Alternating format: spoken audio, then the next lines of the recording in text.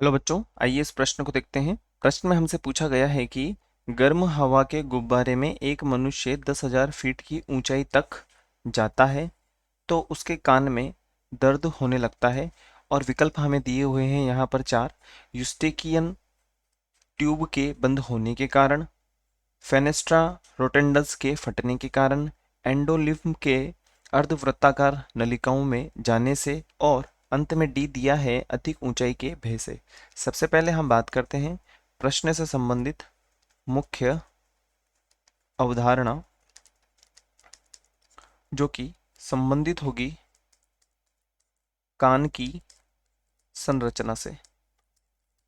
अब यदि हम बात करते हैं तो प्रश्न में हमें एक दिया हुआ है कि एक मनुष्य है, या हम एक तरीके से कह सकते हैं कि एक गर्म हवा का गुब्बारा है जिसमें एक मनुष्य को 10,000 फीट की ऊंचाई तक भेजा गया है, या 10,000 फीट की ऊंचाई तक चला गया है। ऊंचाई तक, क्योंकि गर्म हवा के गुब्बारे की ये खासियत होती है कि अगर गुब्बारे के अंदर गर्म हवा होगी तो हम उसके जरिए ऊंचाई पे जा सकते हैं। तो 10,000 फीट की ऊंचाई पे जाने के पश्चात कान में दर्द होने लगता है। कान में दर्द होने लगता है तो उसका कारण हमें यहाँ पर बताना है। तो हम यहाँ पर कान की संरचना से इसको संबंधित करते हैं। तो कान की संरचना में यदि हम बात करें, कान की संरचना यदि हम बात करें तो हमारे कान के अंदर एक यूस्टेकियन नलिका पाई जाती है, या यूस्टेकियन ट्यूब जिसे हम कह सकते हैं।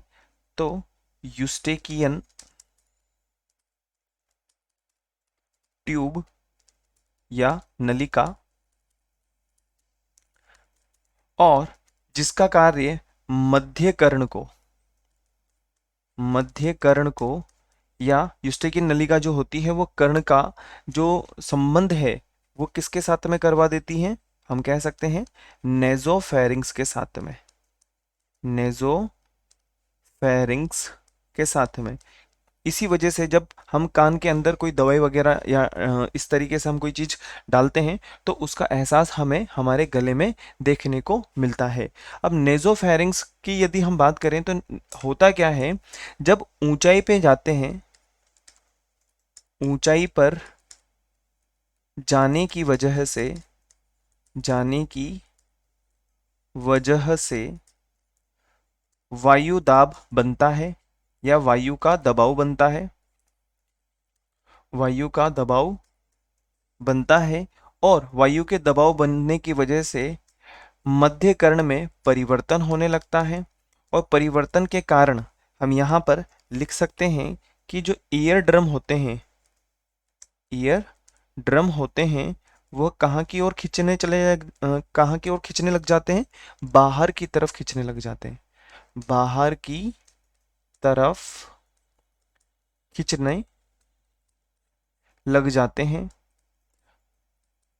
जिसकी वजह से दर्द महसूस होता है।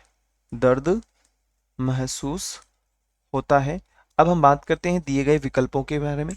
हमें पहला विकल्प दिया गया है यहाँ पर यूस्टेकियन ट्यूब के बंद होने के कारण, जो कि पूर्णतः सत्य है, क्योंकि हमने मुख्य अवधारणा में लिखा है कि यूस्टेकियन ट्यूब में क्या हो जाएगा, और मध्यकर्ण की यदि हम बात करें तो वहां पे दबाव में परिवर्तन हो जाता है, और यही हमारा उत्तर होगा। विकल्प बी, फेनेस्ट्रा रोटेंडेंस के फटने से ये भी नहीं होगा, एंडोलिम से संबंधित नहीं होगा, अधिक ऊंचाई के भय से भी नहीं होगा। और हम लिख सकते हैं कि विकल्प ए हमारा वांछित उत्तर होगा। आशा है आप इसे अच्छी तरह समझ गए होंगे। धन्यवाद।